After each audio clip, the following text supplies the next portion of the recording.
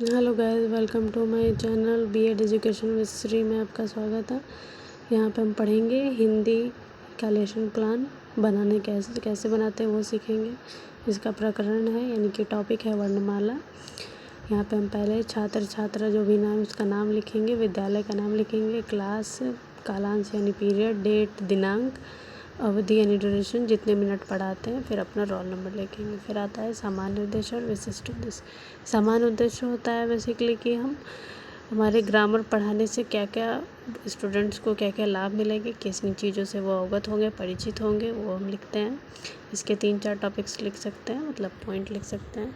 फिर आ गया विशिष्ट उद्देश्य, तो इसमें मैं लिख सकती हूँ या फिर आप मतलब मैंने लिखा है 3 पॉइंट, आप इसमें चाहे तो लिख सकते हैं। जैसे वर्णमाला हमारा टॉपिक है तो इससे रिलेटेड और कौन कौन से पॉइंट्स हैं जो बच्चों को बेनिफिट होंगे, तो वो चीज़ें लिखेंगे। जैसे मैंने लिखा है वर्णमाला का परिचय कराना, बच्चों को वर्णमाला से परिचित हो जाएंगे, उनके भेद से परिचित हो जाएंगे, उनकी क्या संख्याएँ हैं उससे परिचित हो जाएंगे।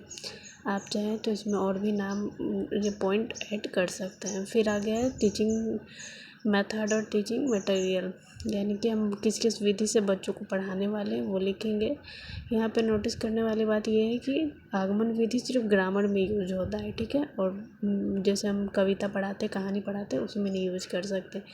फिर अब कौन कौन से ऑब्जेक्ट हम पढ़ाने के टाइम पे यूज़ करते हैं वो चीज़ें हम लिख सकते हैं, जैसे डस्टर, ब्लैक बोर्ड, चौक, ये सब। फिर आगे हम लिखेंगे पूर्व ज्ञान में कि बच्चों को वर्णमाला की सामान्य जानकारी पहले से रखते हैं, ठीक है। फिर आगे है पाठ प्रस्तावना। ये हमें बेसिकली बच्चों को समस्यात्मक करना होता है। यहाँ पे लिखना होता है कि हाँ बच्चों को वो पॉइंट नहीं पता है तो हम आगे पढ़ा रहे हैं, तो इसमें हम निकालेंगे कैसे वर्णमाला कि आपको अपनी बात कहने की कैसे कहते हैं हम अपने दूसरों से अपनी बातों को, तो बच्चे बताएंगे कि हम बोल करके कहते हैं दूसरे लोगों से अपनी बातें।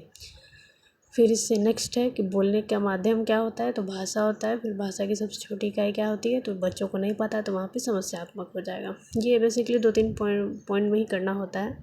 फिर उद्देश्य कथन कि आज हम वर्णमाला पढ़ेंगे। फिर आगे पाठ प्रस्तुतिकरण, यहाँ पे हम चैप्टर से रिलेटेड कौन कौन से पॉइंट पढ़ाने वाले हैं वो चीज़ें हम लिखते हैं। जैसे वर्णमाला का परिचय, वर्णमाला की परिभाषा, वर्णमाला की संख्या, उसके भेद, ये सब लिखते हैं शिक्षण बिंदु में। फिर आता है शिक्षक क्रिया, यानी किस टीचर ने क्या क्या पढ़ाया। फिर छात्र कैसे कैसे रिएक्ट कर रहे हैं, जैसे कि मैंने लिखा है छात्र सुनते हैं और लिखते हैं।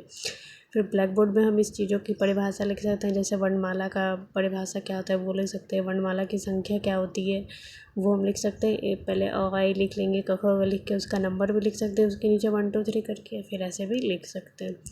फिर इसमें एक चीज़ नोट करने वाली है कि आप बीच बीच में क्वेश्चन भी करना होता है, बच्चों से पूछना भी होता है जो आपने पढ़ाया वो बच्चों के दिमाग में गया कि नहीं गया, ये चीज़ें हमें क्वेश्चन करके पता चलता है। फिर वो भी हम छात्र क्रिया में लिखते हैं कि मैंने शिक्षक क्रिया में लिखेंगे प्रश्न और छात्र क्रिया में लिखेंगे उत्तर कि बच्चों ने ये बताया। फिर आ गया कि और आगे का पॉइंट है वर्ण के प्रकार। वर्ण के 2 प्रकार होते हैं, फिर ब्लैक बोर्ड वर्क में भी वही लिखेंगे। फिर आगे पाठ पुनरावृत्ति प्रश्न, बच्चों को क्या क्या पढ़ा है उससे रिलेटेड क्वेश्चन पूछते हैं। फिर आगे है गृह कार्य, इन बच्चों को कौन कौन से गृह कार्य मैंने दिए वो सब।